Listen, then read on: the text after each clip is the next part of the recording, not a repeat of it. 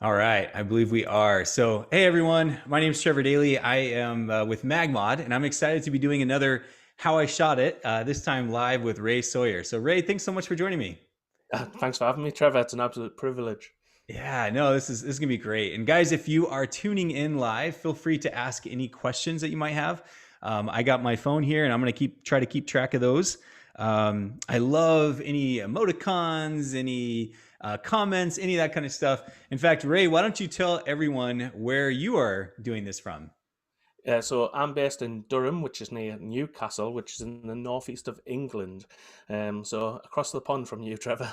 I love it. I love it. Not just the pond, but across the desert and the prairie land. As I'm coming from Arizona, but Ray, one of these days I would love to meet you because I am just fascinated by your work. I think Ray, what amazes me most about your work is you capture these moments, and like you always get these great like action moments and things that are happening. So I'm excited to finally have this be able to chat with you. I'm excited to be here. I had a joke with my wife a few years ago when I became a photographer. I said, if I ever made the MagMod How I'm Shot It channel, I've made it to the promised land. Right on. Well, welcome to the promised land. Well, I'm grateful, man. Hey, I want to tell everyone that in this edition, we're actually I'm going to put Ray to the test a little bit. So typically I'll go over typically I'll go over some of the photos beforehand, and we'll kind of prep the order. I haven't shown Ray the order that we're going to go in. And Ray, the thing that I want to do is you have this incredible YouTube channel, and on that YouTube channel, you kind of took the concept of the How I Shot It. I think you call it How I Shot Them. I think if I That's remember it. right. Yeah. And in fact, let's just bring it up really quickly here. I want to show everyone. So if you guys can see this, this is Ray's YouTube channel. Let's see. Hopefully you can see that.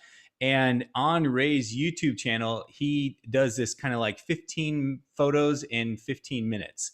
And I love it, Ray. I love the fact that you just go over everything really quickly. You cover the information.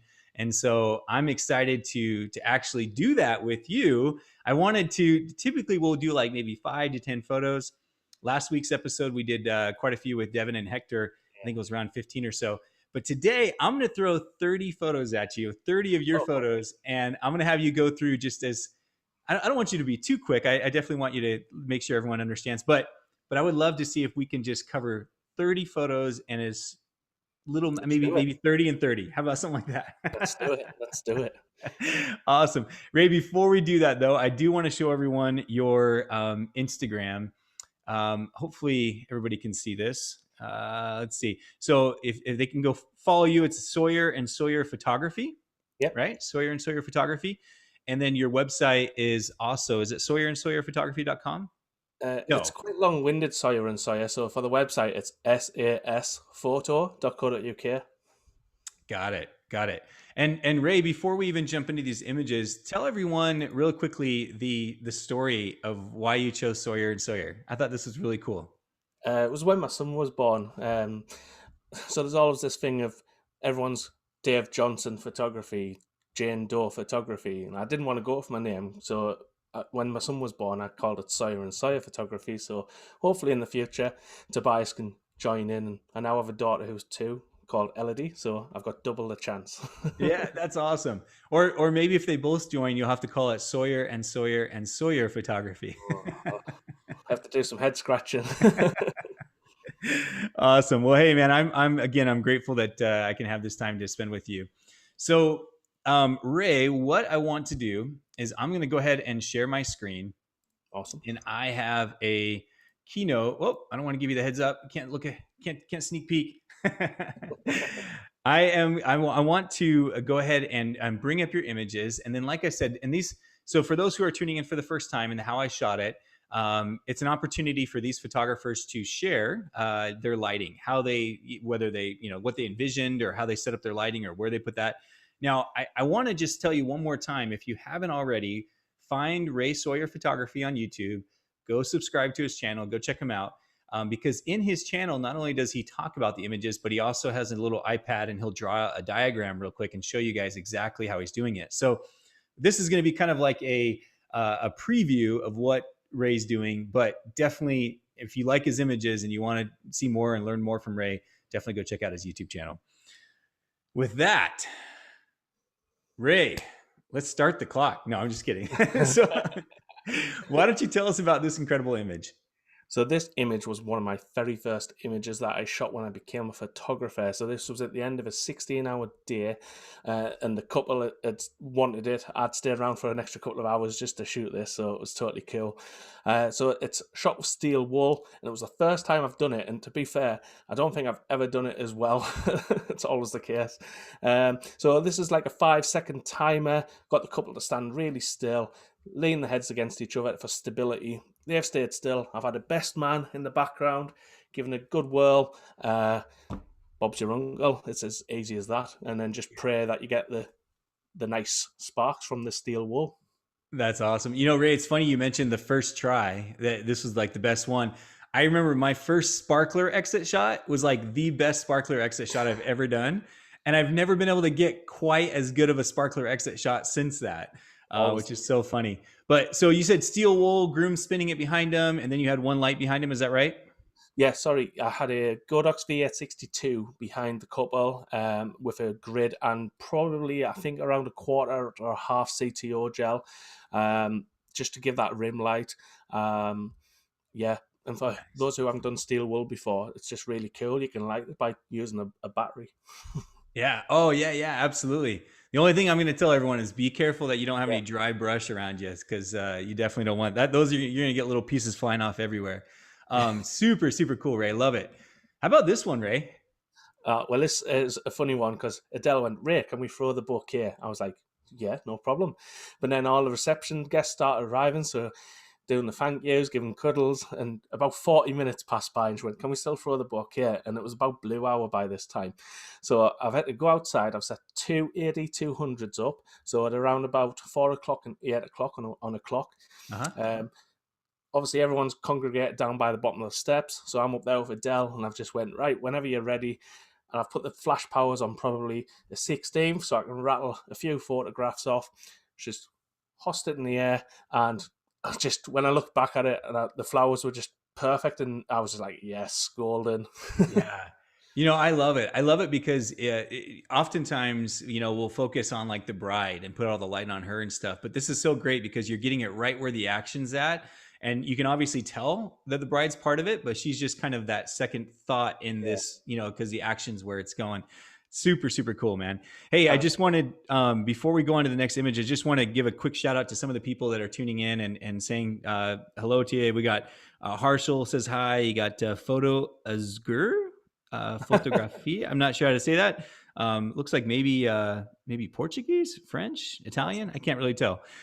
Christina Sweeney says hi. Hector says that looks great. Hector, we had him on last week and he was awesome. In fact, his show just got posted yesterday. We had to do some editing and stuff to it just because my internet was so terrible. Aniket, I love that guy. Says hi. Vishal says you got a new follower on YouTube now. Ben says hi. Nice one, Ray. Federico, man, you guys, awesome. I'm so glad you guys are tuning in. Thanks for doing this. I always learn a lot from these how I shot it videos. Gabrielle, you're in for a good one today. So guys, thank you again for tuning in. And we just got started. For those who are joining us just now, I told Ray that we're going to throw 30 of his images at him, and he's got to give us 30, quick explanations. So I'm excited for this. And Ray, maybe I threw one of my images in there as well. No, I'm just kidding.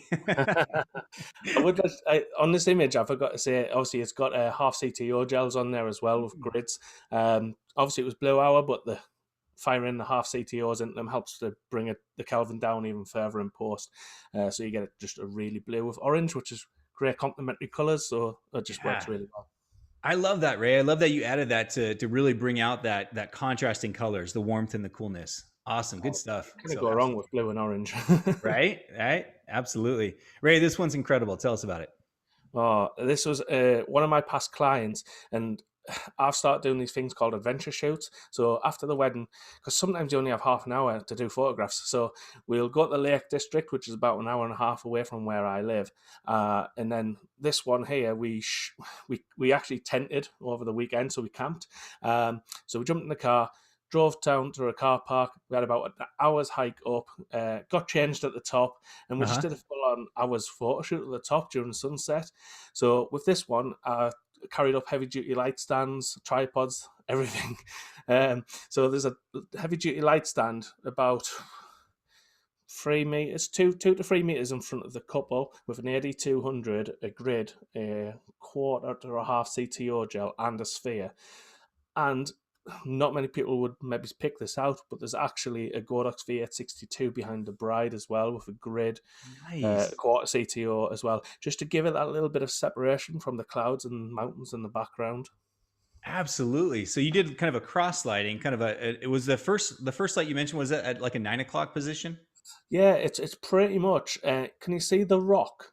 Uh, Yep. it's in sort of if it was sort of just around about there, so it's sort of coming on straight into them, and then the other light is sort of behind the bride, a bit like a backlight.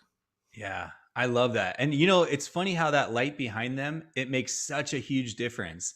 I always tell people, like, if you get a great image, just add a light behind them, even if it's at a low power, and it will take that great image into something extraordinary. I love that. There's actually a video on my YouTube channel. It's one of the very first ones, and it's an entire like BTS video of us doing the weekend shoot there. Some of the photos might look different because you re-edit things over time, but yeah, you can see us climbing up with all the gear and doing the shoot up there. That's cool. Love it, Ray. And this one, I think you just shared this one, right? I know we just shared it on the MagMod Instagram feed, but is this a brand new image? No, it's the same couple from the previous Oh, photo. are you serious? Yeah, Oh, yeah. right on. So this is the next day. Like I said, we camped over. So we got up for sunrise at 5 a.m. and we did some shots on a jetty. But this is later in the day, about 5, 6 p.m. So we went up a famous fell in Keswick in the Lake District called Cat Bells. Uh-huh. So we're up there, and this is sort of facing towards Bassenthwaite, and there was a storm rolling in, and it was starting to just rain a little bit. And we did the shot and then got down, and by the time we got to the bottom, it just unleashed. So it was really good timing. But this is simple. It's a heavy duty light stand off to the left. Um, Probably it looks like they're on a cliff top, like about a top lower, but there is actually some flat ground just beyond them. And it's got an 8200 half CTO grid sphere, and then to get the swirl in the dress, because it was a windy day, I've just pinned it with a rock to get that swirl in the dress. Nice. I love that. What a cool idea. That way, basically, you're holding the dress down so that then the wind pushes it the Yeah. opposite. And now, you'd mentioned the MagSphere and MagGrid a few times. Is that kind of your go-to? Do you use that a Oh lot? yeah, yeah. I, Yeah. I absolutely love the grids. I love the spheres as well, but oh, my bags are grids. I Yeah. love the grids. But yeah, pretty much nearly every photo you're about to look at, it's probably going to be a quarter CT or a grid and a sphere. Awesome, awesome. What's interesting is something to pull to mention is when you're using those modifiers up on a hill when it's windy, it's so much easier than like an umbrella or even the Magbox. The Magbox, while I would say it's a lot better than an umbrella when it comes to wind, it's a bigger object, so obviously it's gonna catch the wind. When you're using the MagSphere and the MagGrid and the wind, it's like you don't even have to worry as much. So Yeah, the beauty of it. It's just so good. I mean, I use heavy duty light stands as well, so they go yeah, like 9 foot, 10 foot, and I do not worry about them at all with yeah. the MagMod products on them. So they're amazing. That's awesome. Hey, real quick, Anika, he had mentioned OMG, the level is just rising on every single pick. Oh Stunning my shot. We got Ellie says hi. She says she's totally agrees. Yeah, so uh, good stuff, man. So beautiful. Thank you so much for sharing about that one. What about this one here? This one, I'm just gonna throw this out here. It looks like you used some kind of CTO gel on them, right, to get the blue. yeah. Um, I'm gonna let you into a secret here. That's me and my wife. Are you serious? This I is didn't even notice that. That's that's fun. a That's self awesome. portrait. Yeah, self portrait. I'd done a wedding in the Lake District, and we were staying over because I had a wedding at the beginning of the week and a wedding at the end of the week in the Lake District. So I took a holiday there the week in between. Uh-huh. So I did the first wedding, and then a few days later, it looked like a really nice night. So we drove up to Latrigg, looking over Derwentwater, um, and shot this shot. If you actually look at the mountain range in the background at the right hand side where it's got like a camel's hump, that last photo with Matthew with the swirl in the dress, that's where that was shot. Oh, okay. Yeah. But this one here, there was nobody up there. I had all the gear from the wedding, so I've got two lights set up, sort of 9 o'clock, 3 o'clock. Again, heavy duty light stands, 8200s, grids, spheres, quarter CTO gels, and then you just pray for really nice weather. And Bob's your uncle. I've actually, if I reach over to my computer, Nice. it's You on got my an wall. alarm. That's awesome, man. That is so cool. Hey, so you said 9 o'clock, 3 o'clock. Do you tend to use two flashes a lot on your shoots, Ray? Is it? Yeah, I love flashes. But one would have done, but with two on this, it lights me from one side and gets my wife from the other side. So just sort of eliminates some of the shadows. I love shadows because it can create drama. Yeah. But I thought two would work really well on this. So how far is this from your house, Ray? The Lake District is about an hour and a half a drive. It's really simple, but yeah, once you get there, we chose this one, Latrick, because you can actually drive to the top pretty much. There's a car park near the Gotcha. top, and you've got like a 15 to 20 minute walk to this Yeah. point. Uh, so then we did the shoot for about 15, 20 minutes, maybe half an hour, and then jumped back in the car and went back to our holiday home. That's awesome. I got to come visit you, man, because this place looks beautiful. I one last question before we go to the next image. Did you use a remote to shoot it, or did you have someone else to actually take the picture? Well, this was the first time I'd ever done it. It was using the brand new Sony had just released a firmware update, and Uh-huh. they'd put in the interval timer, I think. Yeah. So it was the first time I'd used that. So what I did was I set it up for say 5 or 6 photographs at a set time, blah blah blah, and then I ran over to my wife, and we did pause, change pause, next pause, this pause. So I've got loads of different shots, and this was just one of the ones in between the like 3 second gaps. That is awesome, man. That is so cool. I love it. So you use the intervalometer built into the Yeah, camera. yeah. Awesome. Good stuff, man. Awesome. What about this one? Well, weddings here in the UK, most of the time the cars go pretty much straight after the ceremony. So we went and did the couple portraits, and then basically the car was going to leave. So I said, guys, do you want a cool photograph with the car? And they were like, yeah, let's do it. So this is actually at around 12 o'clock in midday in the summer. So it's like really, really hot outside, as if I was in Phoenix. um, so basically, I've crushed the entire light with F22, probably ISO 100. And then what I've done is I've put two 8200s in the car. So the groom's got one on his lap and there's one in the back seat. With I think I probably put a half or possibly even a full CTO. I'm going to say half CTO gels on both with spheres. And I've just sort of told them to like hold it up slightly as if pointing towards the ceiling, and the Yeah. same on the back seat. It's like sort of facing up, and then that's just got the bloom inside the car. And like I say, I crush the rest of the ambient light and get a really like day for night shot. I love that. So in other words, I mean, it was light outside, but you made it look dark and you used the flash. That's really cool. That even makes it more special than, I mean, I just thought, oh, this is a cool nighttime image, but to know that you actually shot it during the daytime. One thing I will mention as well is for those who aren't familiar, and I know England and Australia are sister countries, so I imagine they probably do the same thing. Everyone has these wedding cars, just like what you have here, and they always have the ribbon on the front, right? Yeah. And that's a big thing. I remember when I was in Australia, on any Saturday you would see these wedding cars with the ribbons, going across the front and stuff. You'd see them everywhere. Is that similar there in England? Yeah, it's just sort of a bit of a tradition, but like Yeah, most people have these sort of cars. I think they call like that one's a Rolls Royce. I think Dalmas, I think they're called or something. yeah, Um, yeah, a lot of people tend to go for this type of thing, or a lot of my weddings, I've seen Mercedes, BMWs, like yeah. Range Rovers. I think as long as it's a posh car, they'll have it. If they want more tradition, they go for this type of car. Sure, sure. Well, that's great. And I think it's important when you have those, when that's such a feature of a wedding, to actually get a photograph in it or do something interesting with it. So Yeah. good stuff, man. Now, what about this one? This is so interesting, and I love the light that you have hitting the couple. I imagine the light behind them was probably there, right? No. You added all that? Yeah, yeah. This Oh took my goodness! this shot was pretty complicated.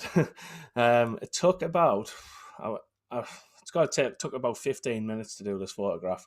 So I went outside. A couple were still inside, and what I've done is I've set the camera on a tripod. It's shot at 14mm on a Samyang 2.8, and basically what I've done is I've got my two 8200s in my hands with spheres. One's got a red creative gel, and one's got a blue creative gel. So then basically what I've done is I actually borrowed the videographer to press the button for us on the camera. Uh-huh. So what I've done is I've ran behind the first pillow, and held the red one, and then I've run behind the other one with the blue, red, Yeah. blue, red, blue, all the way along. So I've got the background done. And then what I've done is I brought the bride and groom out. The tripod hasn't moved, so I've just masked them in afterwards. But what I've done is I've shot them with what called Hollywood lighting. Where I got this from Pi, because obviously I learned from SLR Lounge. So Pi's he's the mentor. Yeah, he's awesome. So basically, I've got flashes. After I've done the colours at the back, I'm then set the same flashes onto heavy duty light stands at 10 o'clock and 2 o'clock. So the 2 o'clock's going to hit the groom, and the 10 o'clock's going to hit the bride, with quarter CTO gels, grids, and possibly spheres as well. So then I've got everything I need, and then I've just put the couple in on top of the actual building, because it's on a tripod, so it's no different than like masking out a light stand. Yep. So yeah, pretty complicated, but got there in the end. That's awesome, man. So Ray, literally to get those colors on the building, you just did some light painting with color. Pretty much, yeah. And I would have shot it all in one if I'd had two more 8200s, but I had to work with what I had. Yeah, no, that's phenomenal, man. I would have never guessed. I mean, literally, I was looking at that thinking, there's no way he added gels on all that kind of stuff. I didn't even I didn't even think about going through and doing light painting with it, and then coming back and doing the shot of the couple. Incredible stuff, man. And then just for those who aren't super familiar, when he says 10 and 2, that light was just a little bit behind the bride, a little bit behind the groom, and over to the side, just a little bit. So you're getting that short lighting on their face, basically, or you're seeing the kind of the shadow side of the face. Yeah. So good stuff. Hey, Steve, I think Steve might be referring to the car shot. He says day for night tutorial.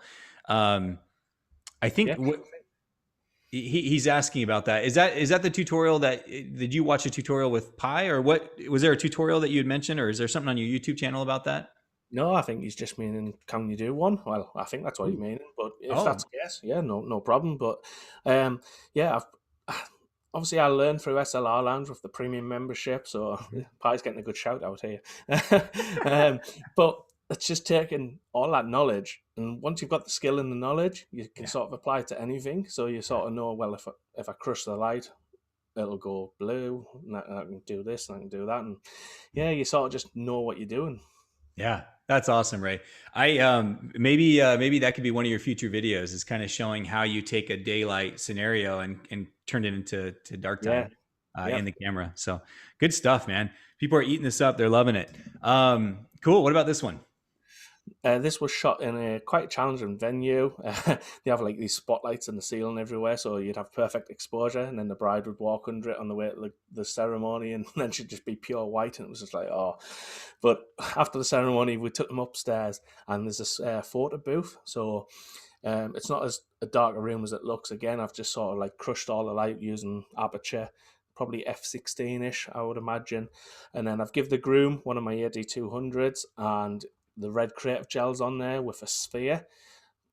I think probably a grid as well, because it looks quite focused. And I've just told him to point it at the wall, and then I'm stood by the bar, and I've just said, go for a kiss, but don't actually touch, because I just think sometimes it looks a lot better, and you can see the separation. Yeah, I agree. I think when they actually kiss and you get this smush, and then also when it's a silhouette, you can't really make out the difference between the two. So that just almost kiss is so much better. Yeah. Love it. I got to ask, is the words up on top, photo booth, was it that crisp and clear in the photograph? Yeah, that's everything that's there, apart from the 8200 in his hand, was there. But that's why I came up with the red gel, because the text on the top was in like red neon. So I was thought, well, it's going to complement really well. That's cool. I love that, man. It looks really nice. What about this one? Have I tired you out yet? No, no, I'm loving it. I'm loving it. It's the same couple from the photo booth. It's the same venue, but we've went downstairs, and this is they're pretty much leaning against the bar, and then above the bar there's like this metal cage with loads of wine glasses hanging down. Ah, So then what I've got is I set up a red gel on an 8200 with a grid okay. to like in the back. So if you're looking at them, probably at 1 o'clock, and then at around about 5 o'clock, I've got another gel 8200 with purple, I think. Uh, and then basically the light on them sort of coming like ambient light a little bit from the spotlights that I mentioned earlier. But that red and blue, and then I've basically jumped on top of the bar and I've got the 35mm 1.4 as close to the glass as possible, and it's just created all this bokeh effects in the corner. That's awesome. Ray, maybe I missed it. I was looking down just at the comments real quick, but what was the light on them? I think I don't even think I lit them up. Okay, It's ambient. yeah, it's pretty much ambient from the spot LEDs in the ceiling, which are like Yeah. really, really bright. So I didn't really have to put anything on them. The only thing I had to sort of correct was the color temperature a little bit, Yeah. because obviously if the red and the purple's going off. So, but Yeah. yeah, quick tweak in Lightroom to fix the face colors, and it worked out perfect. That's fantastic, man. I love how you actually added color to those cups, and in the wire, the frame that you had going on up there, it really makes it super interesting right there in front. Very, very good stuff, man. I love it. By the way, guys, I do have my phone here. I just kind of monitoring the comments. So if you have any questions, definitely let us know. I think what I'm seeing on my phone is about 10 seconds delayed. So if I happen to go on to the next image and you had a question about the one prior, if you want to go back, for example, just let me know and I can bring it back. But feel free to ask any questions. Otherwise, we'll just keep rolling along because I'm just so stoked that we get to go through so many. So Ray, this one is crazy awesome as well. Tell us about it. Cool.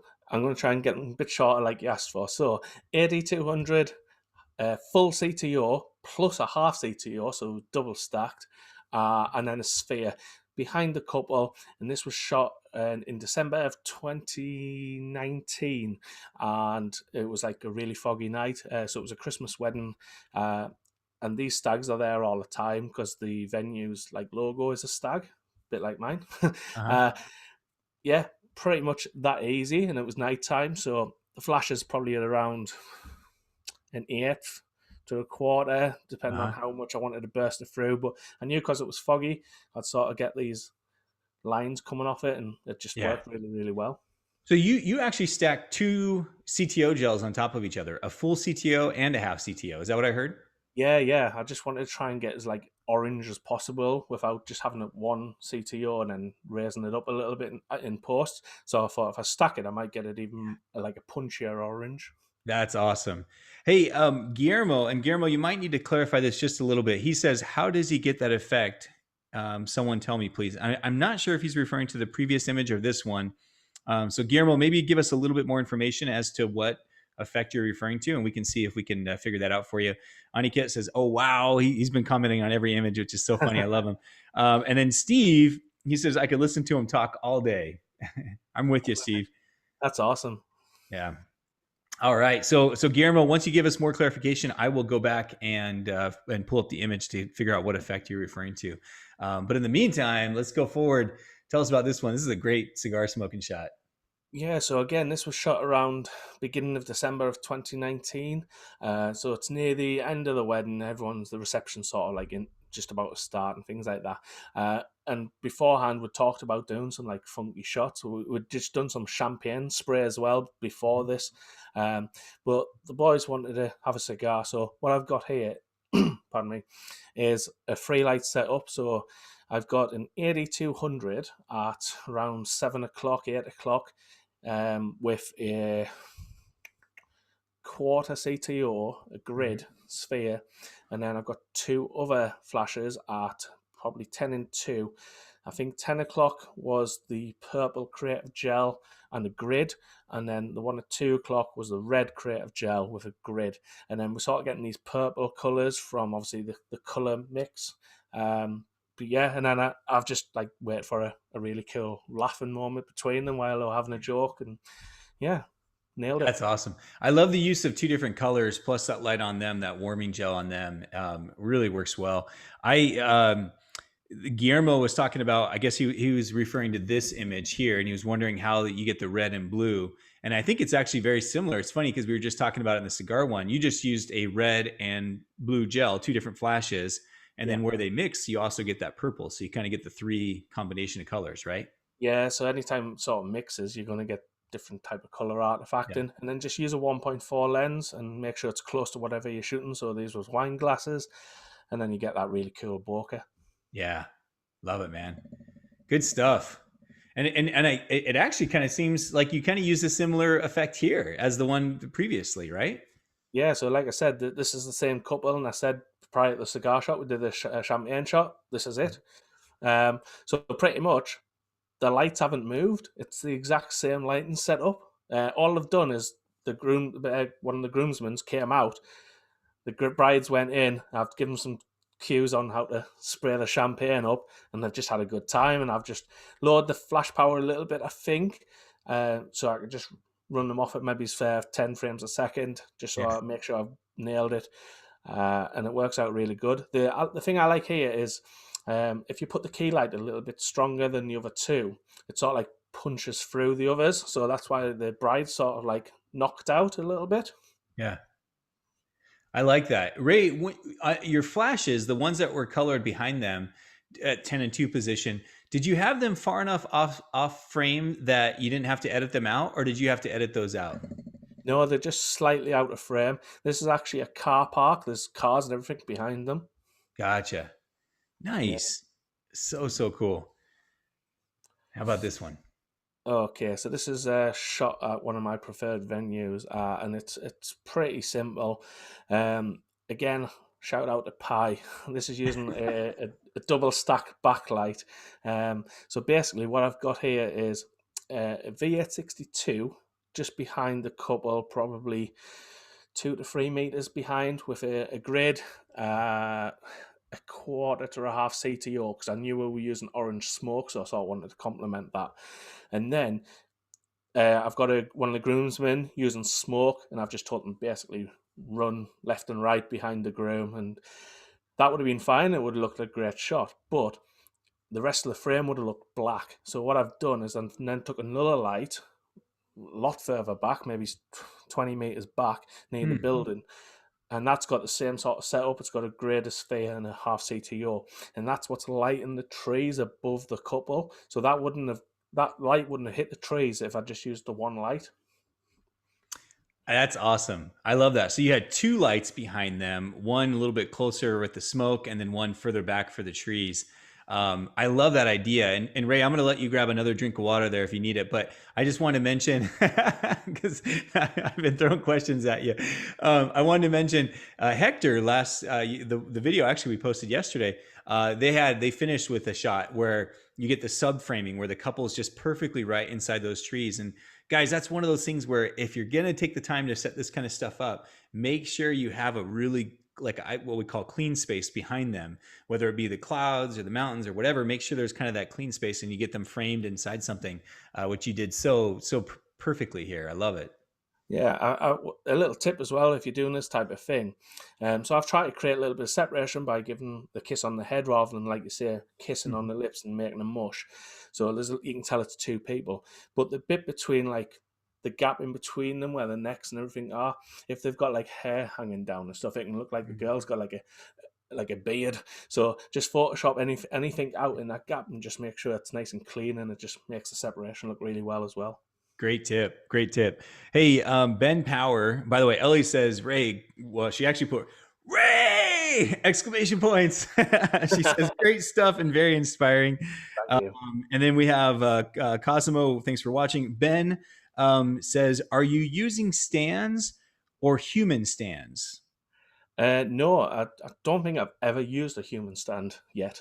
They're literally 37 £37 Guangnam heavy duty light stands, and I think I got them from Wex, and they're absolutely fantastic. They're the ones I've took up the mountains, and Yeah, I've had them since I started about 3 years ago. Because I've only been a wedding photographer for 3 years, and 2020 was one of them. So, but yeah, they've been awesome. And the heavy duty, they go up to like 9-10 foot. They're a little bit heavier than like a nano stand, but I Okay. like the security of them not blowing over. Yeah. What was the brand? Nwang or something like that. Huh. Sorry. No, no, that's totally fine. I haven't heard of them. I'll have to check that out. I mean, it sounds awesome. And I just got to pull. I didn't even know this, Ray. You've been doing this. This is your third year, and 2020 was your third year doing this. Is that right? Yeah, yeah. I started in January 2018. I did 38 weddings, and then 2019 I did 52, and then I was meant to do 62 in 2020, but because people are moving things around now, I'm doing about 80 this year if things can get picked up and running. So yeah. Dude, Ray, you're a beast. That's incredible, man. Workaholic. That's incredible. What were you doing photography before weddings? I was an IT technician, but I've also sort of been self-employed on the side as well. So Uh-huh. I used to do graphic design and web design and things like that. So that's sort of where the beauty of photography comes from me. So I have that creative side, but I have that technical side, and I've just sort of mushed it together. Uh, but That's the, awesome. the way it came about is I was doing school prospectus designs for schools, and if a lot of schools don't have very good photographs over here for the prospectuses, so I literally bought a £500 camera on eBay. Said to the school, "Oh, I can do your photographs for you." I'd never picked a camera up in my life. Charged them £500, so I paid for the camera, so I broke even. Jumped on SLR Lounge, bought a premium membership, binge watched it for about 4 days, and then went and did the shoot, and the rest is history. That's awesome, man. I love that. I love that story. We'll have to cut that and send it over to Pi. You can tell. I mean, seriously, dude, your work is incredible, and I would have never guessed that you've only been doing it 2 or 3 years. I mean, basically two and we'll say 3 years, but with an asterisk that the third Yeah, year yeah. was the pandemic year. So that's incredible, Ray. Good stuff, man.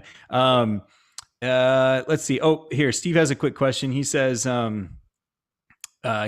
you able to plan these shots ahead, or are they spontaneous? And if you're shooting a wedding, where do you find the time to squeeze them in?" Yeah, so 6 weeks before every wedding, I meet up with my couples, and basically create a timeline of the day, and then I sort of like have ideas in my head, and if they have seen anything, and then we sort of like jot them down.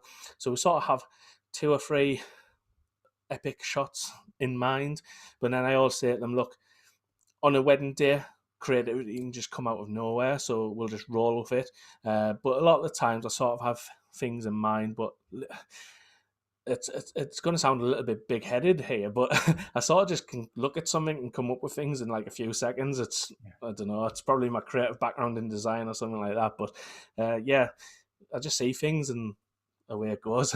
That's awesome. No, I don't. I think that's. I mean, you're basically just being honest as far as like it's not that you're spending hours trying to pre-plan all this stuff. It just kind of comes naturally, and I think that's a gift. I mean, that's awesome. Yeah, and sorry, Um, you mentioned about the timing. So mhm. this UK weddings, once the meal is finished, there's usually about an hour to an hour and a half before the reception guests come in. So a lot of the time, that's when I do all these like epic shots is in Hmm. between that hour gap. So we did this shot, and we did a couple of shots of the bride and groom running towards me with the groomsmen, and they had like purple smoke bombs and things like that. So we tend to try to maximize the time as much as possible while they're doing nothing. Yeah, no, that's cool. I love that. In other words, taking advantage of every moment that you're given, Yeah, right? yeah, yeah. Um, so cool. And then Annika, as he's asking about the stands, typically how high do you take those stands up? I think you had mentioned 8 to 9 feet, something like that. They go up like quite high, but obviously it just depends on the height of the couple. Usually, I'll just put it so it's at least shooting down on them on like a 45-degree angle. Yeah. I've actually got in my notes that the light stands that I use are Nan Guang light stands NG L2 80s, and they're £27 from Wex Photo Video. Huh. That's awesome. You know what? If you don't mind, Ray, when we finish and this video is up on Facebook, if maybe we can throw that in the comments, Yeah, because I yeah, have a cool. feeling other people are going to be hitting you up wondering what they were. I think everybody's always looking for really good light stands. I personally, some of my favorites, if anyone cares out there, are the Manfrotto it's 1004 BAC, 1004 BAC. And the only reason I even know the model is because I've been asked so many times about good light stands, and it's like I've had to look it up. But they're really good. They go up to like 12 feet, I think it is, and they stack together, so you can actually click them together. So when you carry one, you can carry all 3 or 4 at the same time. So I'm going to have to get myself some. no, I actually, well, it's funny. I'm actually listening to what you're talking about. I'm like, I'm gonna have to check these stands out. They sound like I like the fact that they're heavy duty. So, that's awesome. Hey, by the way, Steve says now that he hates you now that he found out you've only been going 3 years and doing amazing work. Yeah, he's joking. I should have read that in a better tone. he's saying that I think he's just we're all impressed that 3 years and you're rocking it like this. So with that, Ray, I should do less talking and let you do the talking. Tell us about this shot. So this is the groom from the previous photograph. So my time at the wedding was finished. They were starting to get into the swing of it, and the boys would sort of plan this ahead. Like I said, at the 6 weeks meeting, so we knew we were going to do this sort of shot. And then basically, because I work by myself as well, I've put the camera on a tripod and I've got basically a 10-second timer. The boys have just stayed still as possible, and then I've got an 8200 in my hand with a grid, quarter CTO, sphere. The walls and everything, and the settees, they're naturally blue, so I didn't have to like do a Kelvin switch or anything like that. Mm-hmm. And then literally press the shutter. I've got 10 seconds. When in position, I've lit the 2 boys on the left. Went back to the camera, pressed it again, and then I've lit the other 2 in the center. I can't remember if I did them at the same time or if I did it individually. I think I did them 2 individually, and then I think I did the other 2 boys on the right individually. And then because it's on a tripod, I've just stacked them in Photoshop and masked them so that they're in position. And it's come out really, really well. I've had loads of people comment on it, and I even had a videographer say, "Wow, how much will you charge us to do that shot with some of my boys?" That is awesome, man. It is incredible. So this was a composite that you did by yourself with just a slower shutter speed, and then went over and snapped each one. That's incredible, dude. I love it. Your processing, your editing, do you sell your presets? I never used to, but then I kept getting asked for it all the time on my YouTube channel. So I don't actually sell mine, but I created one that was very, very, very close to it, and it's called Newcastle, and there's a few others at raysawyer.co.uk. So anyone sort of wants my preset, it's Newcastle pretty much, and go to the website, and pretty much. That's cool. I love it, man. I love your editing, because especially, and if you look at Ray's website, he has lots of these moments, and I love how you add a little bit more kind of the clarity and stuff to really kind of pull it out. It has this kind of almost like this Norman Rockwell feel a little bit. I know Ellie's on here watching, and she had one with her cowboy. It kind of reminds me of that a little bit, kind of that a little bit more gritty. I just love it. Super good stuff. How about this one? So this wedding, I think, went through every seasonal change in one day. There was rain, hail, wind, snow, everything. And near the end of the night, again, sort of like just in between the meal ending and the reception, the bride was absolutely class all day. She was like, yeah, let's just go out, do this, do that. She didn't have a bother in the world. And we went outside, and it was blowing a gale. It was during one of the actual named storms over here. And I try not to do too many penguin poses, but this one just sort of lent itself to it. 14mm, 2.8 wide. And then behind them, it's a simple 8200 with a sphere and a half CTO gel, I think. And then the beauty of it, really, it was a bit boring shot, really, apart from the dress. So the dress is intentional. You can't see it because the girl was photoshopped out, but one of the guests is actually holding the dress. She was nailed down holding the dress to the right. Gotcha. And Ray, tell me, you mentioned the word penguin pose. What's a penguin pose? But that's what 2-man call it. Closed pose, that's what I call it. Gotcha. In other words, 2 penguins standing next to each other, basically. Yeah. Gotcha. I love it. That's awesome, man. How about this one? Again, from the Hollywood lighting techniques, where it's 10 and 2. So again, 10 and 2 set behind, and basically 8200s on both quarter CTO gels, Yeah. grids, spheres. There's a pattern occurring here. And then basically, I've got this on a tripod, 10-second timer. I've pressed the shutter. I've ran over, grabbed a veil, and did a veil toss. When the camera was about to shoot, I think I did 5, 6 attempts at this, and this was sort of the best one that came out. Dude, Ray, I love. So you don't normally shoot with any assistants. You just kind of do it yourself, right? Dude, the amount of people I see on MagMod, how I shot it, who've got assistants and stuff, and I'm like, I need to get myself one of these. That's awesome, dude. I love how you're just like, yeah, I 10 and 2, and then I just ran over and I tossed her veil and I lit her up. I'm like, dude, you're like, I don't know how you do it all, man. This is incredible. I want to just go to England, Northern England, and just hang out with you for a couple weddings and just it's got to be amazing just to watch you work. You sound like you're very, very busy out there. Yeah. I love it though. I'm an absolute workaholic.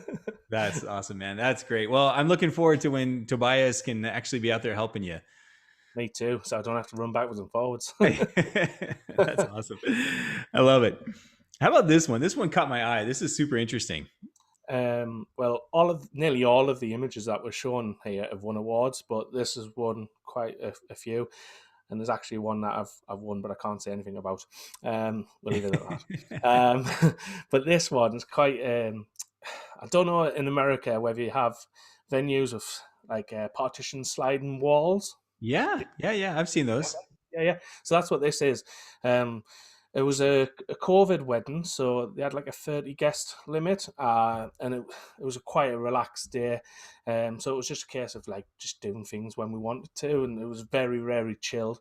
And I was like, guys, I've just had a cool idea. And it was sort of inspired by another fearless photographer. I can't remember his name, and I think he'd done something in front of curtains. And I thought, right, I could do this, but I don't need daylight. I don't need like a window and some curtains. So I've used the sliding doors and I've opened them up slightly. And then what I've done is I've positioned the bride and the groom. And then inside I've got two 8200s with grids and spheres, Hmm. like firing across like 10 and 2. So the 2 o'clock's hitting the left-hand panel and Yeah. the 10 o'clock's hitting the right-hand panel. But I know some of that light spill's going to fall onto the bride and groom. And then Hmm. I've got one of the groomsmen, I think was the best man, holding a white sheet up as well inside, just to make sure that everything was flush white inside. But I had the flashes on full power to just blow the entire inside of that room white, and then black and white preset. Job's a good one. Dude, it's an amazing shot. And you know what's funny is those partitions, those curtains that divide the rooms are always so ugly. And so you Oh, literally took something that is typically these accordion partitions or whatever that are typically so ugly and made it amazing. I imagine when they were holding up the white sheet, it probably was only up maybe 7, maybe 8 feet max. And so you had to kind of extend it then yeah. editing. Is that right? Yeah, but that's why I had the flashes on full power as well, just so it would like blow everything out. So most of it got blown out anyway at the top, but having that sheet made like if it didn't blow out as much near the bottom, it meant I didn't have to have a niggly figgly masking job with the hands Yeah. because the white sheet was there, so it just Yeah. worked perfect.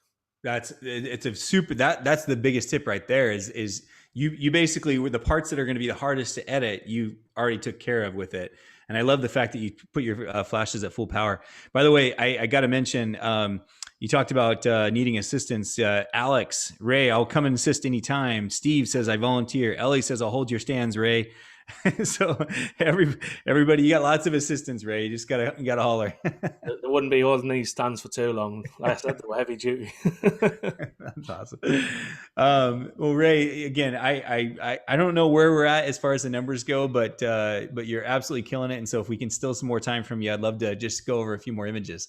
Yeah, do as many as you want. I'm here all night. So this is the same couple from the previous shot. So we've went down to the park, which is adjacent to the venue building. So what I've got here is a V862, I think, or it might be in the 8200. Behind them, there's a backlight. Again, quarter CTO to a half with a sphere, sort of positioned maybe like on a 45, 55-degree angle, so it's Mhm. shooting up into the umbrella, and that's giving the ambient light on the face and the backlight. And then what I've got is another flash a bit further back, so it's like that double stack light that I was on about before, Yeah. and that's sort of getting the trees. And then what I've got is one of the bridesmaids. I think on this shot, she's actually kneeling down behind the bride and groom. So I'll often use like the bride and groom to like frame out people, and then she's just spraying some atmosphere aerosol, which I brought with me. Nice. Yeah, that's awesome. So for those who don't know, atmosphere aerosol is just a can of like a Awesome. mineral oil or something, right? I'm pretty Yeah, sure. so I got like six canisters of it, and like this gun thing that you can attach it to, and you just spray it, and it's like it's quite cheap, really. I think I got 6 cans for £30. Yeah, that's cool. I love it. The one thing I'll tell people, if you're going to use that, make sure it's not windy, because otherwise it just takes off really quickly. And Yeah, of course, make sure you're not by fire. So don't use it with sparklers and things like that. Good stuff. Yeah. So Steve had asked if it was a fog machine or a white smoke bomb. And there you go, Steve. It was actually atmosphere aerosol. So yeah.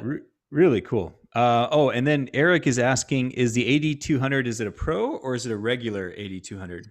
It's the regulars because the Pro wasn't out when I bought them, but they're absolutely fantastic lights. And I say this on my YouTube channel a lot about education over gear. Um, yeah, like yeah, you could do it with just bog standard speed lights if as Yeah. long as you know what you're doing. But yeah, the 8200s are great. I don't. I know what the pros offer over the normal ones, but I don't feel like I need them. So if I don't need them, I'm not buying them. Yeah. No, I love the 8200s as well. I think they're great flashes, and I love how they just fit right in my bag. I don't have to worry about bringing extra bags to carry this stuff, and not just my camera bag, but they also even fit in my little my case for the mag box if I ever want to just take that one light with me. Yeah, Good stuff. I'm the 8200 guy as well. I don't have the pros, but that's just because I haven't felt the need to spend the money on it. yeah. So good stuff. How about this one? So this is Matt and Amber again. So this is the Lake District shot, the couple. So basically, that rock formation where they're stood. Can you remember the photograph with the swoop on the dress? Yeah, absolutely. This is the same pose. You can actually see the swoop in the dress. Yeah. So that other shot from earlier was literally if you had took 10 paces forward and I was shooting from that side, coming in from the opposite side, so from her back, and I've just turned them a little bit for that other shot, so I was shooting into the storm. But this is like the same shot basically, but from the opposite side. So the same sort of setup with the flash, 8200, quarter CTO, grid, sphere, and I think I've moved it so it's just slightly coming from the left hand side. And again, because the heavy duty, I've just pumped it up to maybe 10 foot or 11 foot or however long it goes, because obviously they're on rocks, and it's just sort of shooting down a tad bit. Yeah, and just shot the shot. I feel bad that I didn't put these two images side by side because I didn't even realize it at the time. I'm going to go back really quickly just so everyone can see Yeah, what you're referring to, especially for those who are just joining us. So this image, and it was, near the beginning. That oh, one. this one right here, right? Yeah, Yeah. same exact thing. Shot maybe a minute to a minute and a half apart. So yeah, just slightly edited differently. I think I updated the editing on that one, but yeah, the storm was coming in, so I sort of shot that direction as well, and it gives a bit more. So, Yeah, so you didn't even move your lights. Your lights stayed exactly where they were. You just moved your body basically, right? yeah, pretty much. So I'm shooting from about 6 o'clock here, and then I went and shot from about 1 o'clock, and then I just asked the groom to take a little step out just so there were more of a stack. So nice, man. So good. Real quick, Gabriel and Nancy Gomez, they said every image is just amazing and very inspiring with a little heart eye emoticon. And then Guillermo also says, thanks, Ray and Trevor. Although I'm not really doing anything. This is the Ray show today. But I appreciate it, Guillermo. He says for spending your time sharing and inspiring, or sharing inspirations. So it has been inspiring. So we appreciate you, Ray. Let's keep going though. What this one looks like a dance photo, right? Are they wedding dancing? Yeah, yeah. So it's just part of the reception, and then basically when I do my reception lighting, a lot of times I'll go free lights, but always I'll have a cross light. So I know you're a fan of this. So Yeah, I literally am. just cutting across. And then sometimes I'll have a third light as an auxiliary, or sometimes I'll put it on camera and use it as a trigger to fire the others, but I'll use it with a sphere grid quarter CTO, and I'll have that as like a low powered fill if I feel I need it. But usually I'm just shooting 280 200s crossing each other, and again they've got CTOs on to match the ambient in the venues, grids.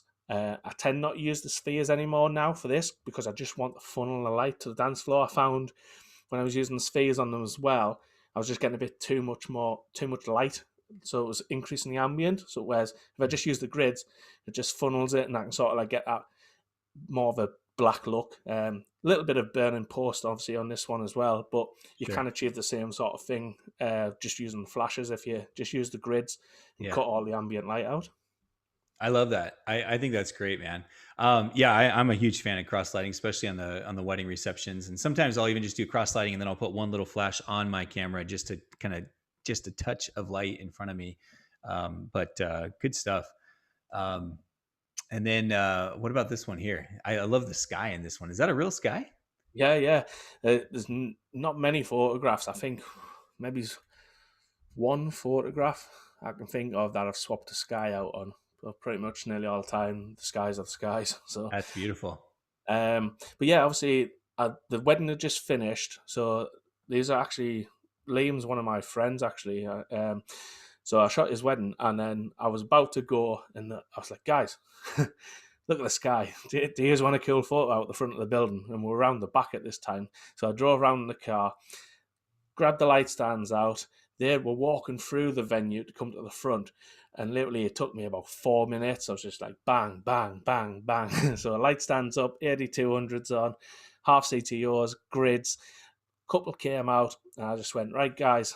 I put it on tripod, and I just said, let's add some motion into it. Why don't you give her a twirl? So Liam started twirling her, shot a few shots off, got home, and I was like, oh my God, how lucky was I that the top light inside the venue was on, and it was the only light that was on. And I was like, cool, I'll make that a bit more orange. And it works really well. That's awesome. Now you use CTOs on them though, is that right? Yeah, because obviously the blue sky. Yeah. Actually, I've left out something. Obviously, the blue of the building that was done by me as well. So I've got a V862 with a blue creative gel and a sphere. I think it was behind the bride shooting Okay. into the building, so it sort of like Gotcha. balanced everything out with the blue. And then obviously blue and orange, like I said earlier, you kind of go wrong. So CTO's on, and then the orange light up in the windows sort of like complements it. Yeah, I love that. You know, Ray, that whole idea of putting a light behind them and pointing it at something behind them just to create some light. Actually, it's very similar to what, my Yeah, screen is right now. It's in a sense that you don't have to have that light bounce off of their back. You can put it off the building and you're still going to create that kind of clean space or that light behind them in order to make them really pop. So, good stuff, man. Really cool image. And I love that I imagine the sky was probably a little bit, was it this blue or with the you did the kind of the white balance trick where you use the I can't remember. It was in yeah 2019, but yeah I probably did pull the Kelvin down a little bit. Yeah, I probably took it down to somewhere between 3,000, 4,000 yeah. Kelvin. I love that, man. Such a cool shot. And this one I think I oh no, there's actually one that was similar to this, that I saw in one of your YouTube videos. By the way, guys, if you haven't already and you're enjoying this, go get on YouTube and subscribe to Ray Sawyer Photography. What is your exact YouTube channel name, Ray? It's youtube.com and then /C because that's what all the channels have. And then if you put Ray Sawyer photo, it should come up. Or if you just search for Ray Sawyer, Sawyer, you'll probably find me. Yeah. I will have to give a little shout out. If you don't like explicit language, you may not want to subscribe. or if you do like it, then definitely subscribe. Yeah. That's funny, Ray. All right, well, tell us about this one. So what I've got here is again near the end of the night, and can you see the two thick black lines that go down the room? Yeah. That's that near the vents. So the right hand one, if you follow that down to the edge of the frame, there's an 8200 round about there on a heavy duty, again with about a half CTO gel and a grid. So that's the key light on the couple. And then behind them, it's the same sort of trick that we did with the last one, where we're firing a colored gel into the building. So Mhm. this building's just like pure white everywhere. It's like an opulent venue. Yeah. So I've just added a purple on. So usually with this type of thing, I'll ask the couple what their favorite color is or the color of the wedding, etc. So I think she said purple or magenta, and I've just fired that behind. And because of the shape of the room, it's sort of just like bounced that color everywhere, Yeah. apart from the CTO gel, which is lighting them up. Now the thing with this, and I'm quite a big fan of symmetry, Yeah. and this was late in the evening. People were having drinks and things like that. So pretty much the right hand side of the image, where the mirror and everything is, there's actually a bar, and people were stood there having drinks. And I was like, I'm not having this. So I've took the left hand side of this photo and merged it into the right hand side to get rid of the bar. That's so cool, man. I love that. And now that you pointed out, I can see that perfect symmetry. And man, that looks so cool. I love that. Great little tip there as well. It's kind of like, hey, if there's something you don't want in your shot, just grab the other side, flip it, and put it on. Yeah, as long as you know what you're doing with Photoshop and masking, you can pretty much do anything. Ray, and there's a shot. I'm thinking it's in here. Hopefully, well, I won't skip ahead, but I Yeah, think we only have a few images left, anyways. But cool. there's a shot in here. I think it's the same couple. It's magenta, and you did something similar with the mirror, which I'll let you explain it. But I saw it in your video on YouTube. So when we get there, hopefully, I'm pretty sure it's here.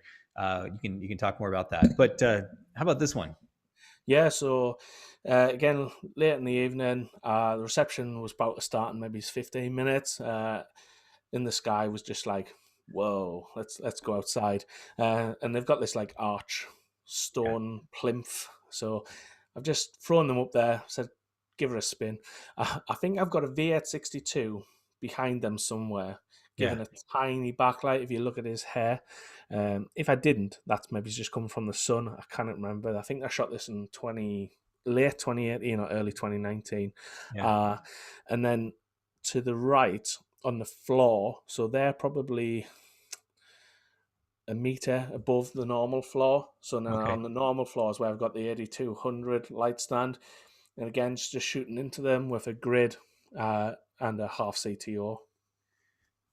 Lovely. Love it, man.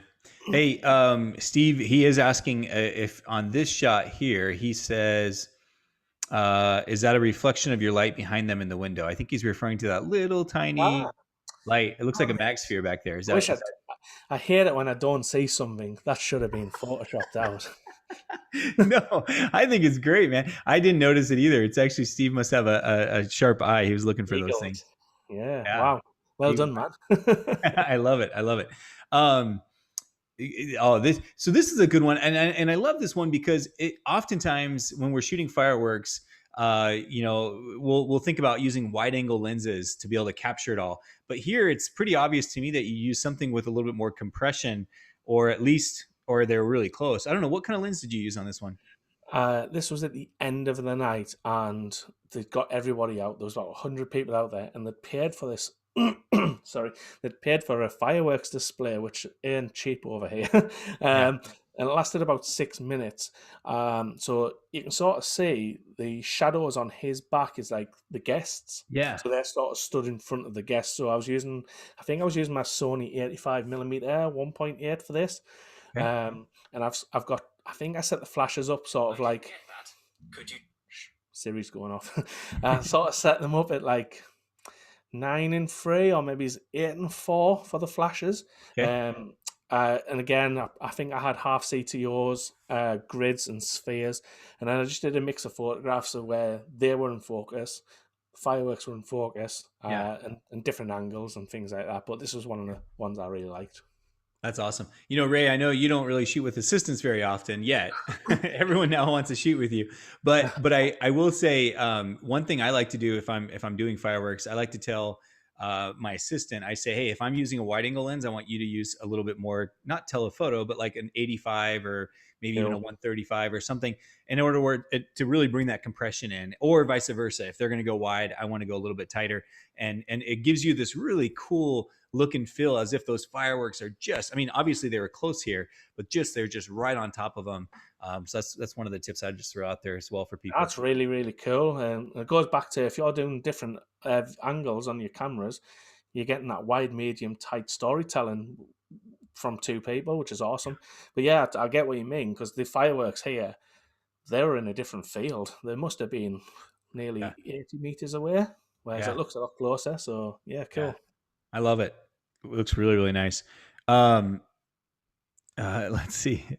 Oh, Steve, Steve's saying, "I'm sorry for pointing it out." He says he's a teacher and that he's really enjoyed this episode. So, Awesome. Thank um, yeah, and thanks for hanging in there, guys. Like I said, I know we have just a few more. I wanted to throw just a bunch at Ray. He has so many great shots, and he does. Like I said, we've already mentioned his YouTube channel many times, but definitely go subscribe because he does these little 15 photos in 15 minutes.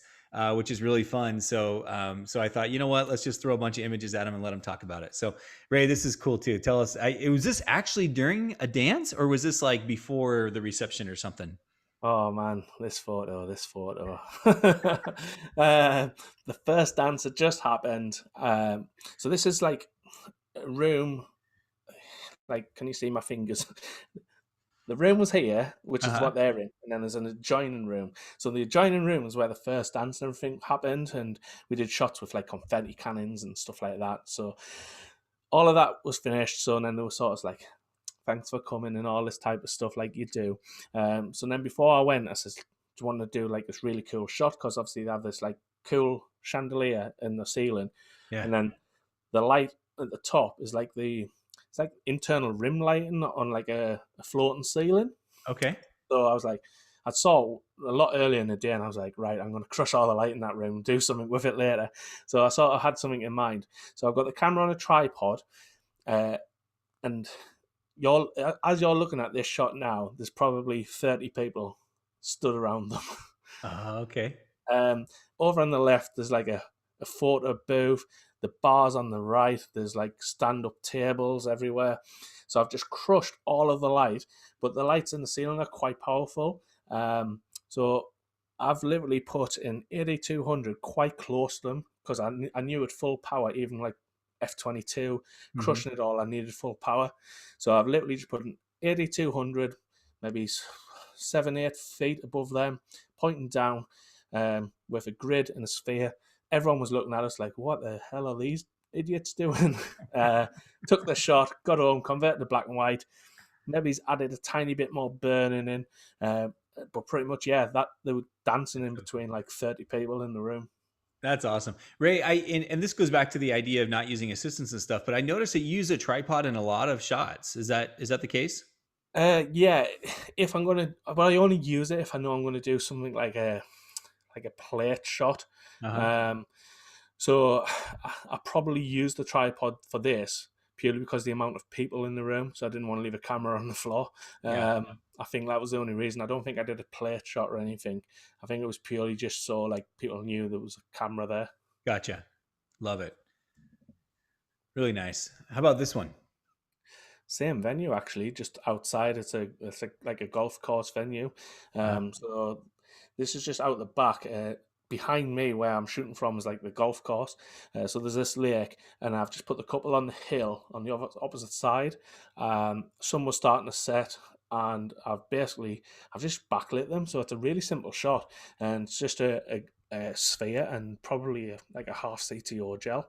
And I've just slightly warmed it up a little bit with Kelvin in Yeah. post just to accentuate that golden look from the sun coming through the trees. Yeah, and there's a little bit on the right hand side where the reeds are. That wasn't there. There was sort of like you could see the tops of like buildings and tents or something like that. So I've just got rid of them so it looked a bit cleaner. Gotcha. Ray, what makes you decide what aperture you're going to use? Like, I mean, in this shot, the fact that you can obviously you use, probably f11 or something. It looks like you got more in focus. You got the starburst from the sun. Um, what made you decide to use a smaller aperture versus a wider aperture on this one? I think for this one, I think it was still quite bright outside, so I probably just Oh, put the aperture up to get the starburst and to crush the light to give it that more, it's heading into the evening type of look, because it was still quite bright. This, I think this must have been, I think this wedding was shot in August or September. gotcha. That So makes it's a not lot of like, sense because now that you yeah, say that, you get the sun still about 20% or 20 degrees above the horizon. And so it would have yeah. been light. It makes a lot of sense. Hey, Lauren's asking, what is the 80 200? Ray, I'll let you tell. Basically, it's the Godox 8200. Pretty much every photographer on the planet's got one. Yeah, So, they are um, really popular. Yeah, and Lauren, it's actually it's AD Alpha Delta dash 200 or Alpha Delta 200. It's like Ray says by Godog. So definitely check them out. Great flashes. awesome. All right, how about this one, Ray? So this one, I'm actually, in hindsight, this is one of the images I was like, oh, I wish I'd added another flash. I should have added another flash coming towards me, because you can sort of see near the bottom where the bokeh is, that's leaves. So I should have lit them up really. So I'm sort of shooting through leaves to get this advantage point. But then what I've done is behind them, I've got a purple creative gel. I think I put it sort of shooting towards them, but obviously then it's got a sphere on it as well, so it's Uh-huh. kind of like it's been diffused and spread out inside. But then because I've got this CTO gel on an 8200 camera left hitting them as well. Actually, no, I think it was camera right. Grid CTO 8200 to light them, and Mm-hmm. then I possibly I think I had in the V862 there as well with a red gel on it. Okay. Actually, ah, man, I'm doing all of this talk, and there's another thing I've missed in Photoshop. If you look closely near that wooden pole to the right of them, just to the right of that, you can see the V862 on a small light stand. Can you You see know, it? just to the right of them. You know where the lights are coming down the wooden pole? Yeah, yeah. On the right, look literally where the to the right of that pole, and there's like a small black line, and it's got like a red line slightly above it. Got it. Got it. That's the V862 of the red creative gel. So that's sort of shooting up into the ceiling. Actually, I probably had it angled back a little bit, and that's what's giving the leaves on the top the red. I think it's great. Man. I don't think you need to Photoshop that out. I mean, I never saw it, and I've looked yeah, at I this never image saw it many either. times. So no, I think it's great. I think it's great. Now this one is actually really interesting because I love how it backs up to that last one that we just showed. That was a little bit more punchy, a little bit more contrasty. This one looks very subtle as far as your use of flash. Yeah, um, it's funny, like because like I said, I've only been going a few years, so you change your styles a little bit. So some of these have like been re-edited and that, but my style now, if you look on my website, everything's like modern. It's got contrast, and I love color. Um, so this has been re-edited as well, but it looks a little bit flat, like how I used to edit this one. I don't know if that's coming across on YouTube or not, but this one was basically I set the bride up and I wouldn't have been able to do it without them heavy duty light stands, to be fair. So the light stands on the floor to the right of the stairs, and it's boomed to its maximum, like 11, 12, 13 foot, whatever it goes Yeah. to. And it's quite close relative, and it's basically 8200 again with quarter CTO, grid, sphere, and it's just a one light setup. It's just very simple. And then I did some more of this sort of setup where I was using the massive chandelier above, and I was up on a balcony and things like that. But this one just come out really, really well. It's one of my most liked photographs on my Instagram. I think it's got like over 300 likes. So yeah, That's nice, man. We need to get this stuff up on the MagMod Instagram. yeah, yeah. I've got you more know, to submit. I've just got to fill it all out. you know, I feel like I need to send you a shirt that just says Ray Sawyer Photography, MagSphere, MagGrid, quarter CTO. Dude, that is the perfect recipe. I'm like McDonald's. I love it, man. It's so good. And here, I know we've been going a long time and I don't mean to take up so much of your time, Ray, but I I'm loving think, it. Loving it. oh, yeah, yeah. We only got 2 images left. Okay, cool, cool. I want to make sure I couldn't remember what number we are at, but so now this one, I'm glad we're talking about this one because this is one of those environments that it seems like all of us have to do at a wedding, but oftentimes people have a hard time knowing how to light it. So, what'd you do here? Honestly, I'm in the same boat. This was my first ever TP wedding. And I got in there during the daytime and even shooting some of the details on the tail, and I was like, "Oh my god, the color in here!" I was just like, "What?" But for this, basically, where did I put the lights? I think I've just got basically two lights at maybe it's 8 o'clock and sort of between 3 and 4 o'clock. Uh-huh. AD200s. So I'm basically aiming everything at the top table, and I sort of knew if the best man was going to do his speech, I knew where he was sat, and I knew he'd probably stand sort of in Yeah. between those lights, so Yeah. I knew they'd be covered. So basically, because of the tent is so like orangey coloured as well, and it's nighttime, and they've got a fire pit. I think I probably had at minimum a half CTOs on both flashes. Yeah, I think I probably had halves and grids. I don't think I put the spheres on them because I just wanted to direct that light straight to them. But yeah, and then I've just color corrected a little bit, I think, in post. But yeah, it can be challenging environments because you can get quite an orange cast.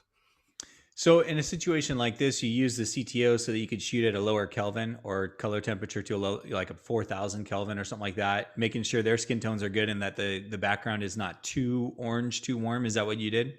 Yeah, pretty much. Mhm.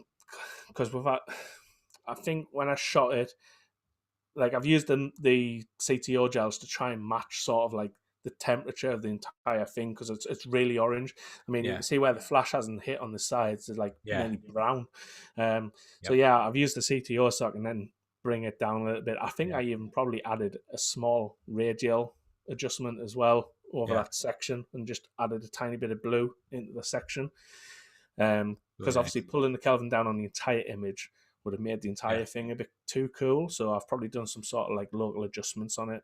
Did you burn the bottom, or was that just the way the light hit because of the grid? No, I don't use vignette much to be honest. I think Okay. on my presets that I made, I think the vignettes turned off. Yeah. It's just that dark coming towards the tent. It's quite a big tent. There's like a this is one section, and then there's an entire section the same size as that behind me. Yeah. So it's just like you had to use flash in there, otherwise you'd have been shooting at like 12,800 ISO. Yeah. No, that makes a lot of sense. That makes a lot of sense. Hey, Ray, you got a question from Guillermo again. He asked, "What camera are you using?" I'm using Sony's. I've got the A9 and the A7 III. The AR9 and the AR7 III. A7 threes. I've got two of those Okay. and an A9. So I shoot with my A9 on my right hand side with my 35mm always, and on my left side I use my A7 III with an 85mm, and I pretty much shoot the entire day 35, 85, and I probably shoot 80% of the day on a 35mm. I love that. It's funny because oftentimes if we just minimize the gear, if we just say, okay, I'm going to use one lens on this and one lens on that, or these two lenses, we don't need a bag full of 5 to 6 lenses. I mean, Exactly. you can do it all. And it makes it a little bit easier to kind of open up the mind to allow that creativity to flow because you don't have to worry about what lens you're going to use on this next shot. Yeah, I had the 14mm like you've seen in some of the photos, um, but my plan this year was on the dance floor. I like to go wide as well, so Mhm. I sometimes had the 14mm on this side, but then sometimes there's a little bit clunky switching, and sometimes if I was using a flash on top of the camera as a trigger and a fill, I'd have to take the flash off this side, put it on this side, and it was a bit. So what I've done now is I've bought the Tamron 17-28, which is what's filming Mm. me right now. So basically, during the reception time, I'm just going to use that one camera and the one lens, and I'll Yeah, just shoot everything perfectly on that. that's great. Good tip, man. Appreciate that. So Ray, I believe this is the last shot. And I've given you so much. Now this one to me, I would have thought this was just natural light. Yeah, it does look like it. This is oh, this is one of my past couples. Can you remember the couple that was standing in between the sliding doors of the white slit? Yeah, yeah, yeah, yeah. This is them. So this is probably 2 months later, and I'd said to them during the wedding, I was like, "Guys, do you want to do an adventure shoot for free?" And they were like, "Yeah." Yeah. So so we drove to the Isle of Skye in Scotland, which was like an 8-hour drive. Um, so we got there, and then we went up to what's called the Keerang. So I've got other shots where I've won awards like this one, where you can actually see more of the key lang. But I thought for this one, I love a bit of fun. Do you know what I mean? Weddings can be a bit pageantry and Yeah. just stand and do this and do that. And I'm like, let's have some fun. Jump up, jump in the air and split your legs and do this and do that and just you create something different, don't you? So I was just like, right, why don't you just jump in the air? So I was laid on my belly and I've just shot up. So I framed them, as you can see. And for this shot, I think I've just got a 8200 up on a heavy duty light stand out of frame with a grid and probably a quarter CTO. I don't think I used the sphere. I might have done. But yeah, and then I was just trying to get them perfectly timed. Yeah. And then I was hoping for a bit of mood when we went up there because it's known for being quite moody and rainy. But it was a really, really bright day. So the sun is sort of like where his back's facing that direction. So I sort of had like this Okay. natural light coming in from that side. And I've sort of matched it a little bit from the same sort of side. Gotcha. And it looks like, and you probably use that flash to bring the sky down a little bit, so it wasn't just white, right? So it's not just bright behind them. I love the negative space in this shot. I love how you have all that space above them and around them. How you didn't. I mean, you got this incredible landscape right back to the side, and I'm sure you got plenty of shots with showing the whole landscape back there. Yeah. But I just love how you used it. It's almost like a tease. It's almost like they're in this incredible spot. I'm going to tease you with it a little bit, but then I'm going to give you all this minimal negative space on top, which just to me is phenomenal. I love it, man. Great Oh, shot. thank you, thank you. Do you know what? I just love things like symmetry and negative space and like black negative, white negative, or just negative space like this in a composition. It's yeah. I like things that aren't just like boring, so to Yeah. speak. Yeah, No, man. Well, I can tell. I can tell you'd be a lot of fun to shoot with. Yeah, you just all your images are so. I don't know. You just do incredible work. thanks, man. Like I said, my family is from the England area somewhere. I got to figure out where the genealogy is, but now I want to plan a trip to go back and see where they're from, and then I'm gonna go meet up with you, Ray. I'll have you do my family shoot. I'm just kidding. Dude, fish and chips and a beer. No, seriously, man, this has been so much fun. You have absolutely killed it, and it's just so inspiring. So many incredible photographs. There's Ben Power. I agree, Ben. He says all killer, no filler. Love it. Um, Guillermo says, I'm not sure what he's referring to here. He says, please leave his RRSS info before you close. Do you know what RRSS? Pass. I'm not sure what it means. I think maybe he's referring to your credit card number. No, I'm just kidding. Right, it's far. I'm not sure, but Guillermo, I'm sure if you have any questions, if you want to hit up Ray, you can find him at the Sawyer. Let's see, it's Sawyer and Sawyer Photography is your Instagram, right? It's Facebook and Instagram, Sawyer and Sawyer Photography, and then Ray Sawyer Photo, or just search for Ray Sawyer on YouTube, and you can get me through either of those. So Yeah. Yeah. So shoot him a message if you have any particular questions. Anikit saying this is absolutely amazing and so much fun. Thank you, Trevor. And what's there's one of these that raise hands. more power to everyone who stuck around. That's awesome. Yeah, no, you know what? There's actually a lot of viewers this entire time. And guys, I'm so grateful that you guys are giving us a chance because we've had some issues with internet. I have in the past. And so I'm trying to resolve that and trying to get a better connection. And hopefully you guys have enjoyed this. This a little bit different format. I even have some other surprises coming soon that we're working on. But Ray, this has been what a joy it's been to chat with you and learn from you. I still can't believe you've only been doing this for a few years. I cannot wait to see what you do over the next 5 to 10 years. My pleasure. My pleasure. Sometimes I feel like I think a lot of photographers feel like they get imposter syndrome. So like, I'm not really this good. So it comes across a bit like that sometimes. And like when you asked me to come on here, and I was like, what?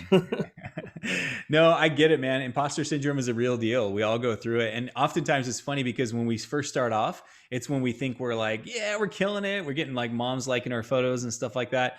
And then eventually after like, we're probably right about where you're at, that 3-4 year mark, we start hitting this like, man, I'm really not that great when you see other people. But dude, your work is killer. You're inspiring. And I love the education you're putting out there.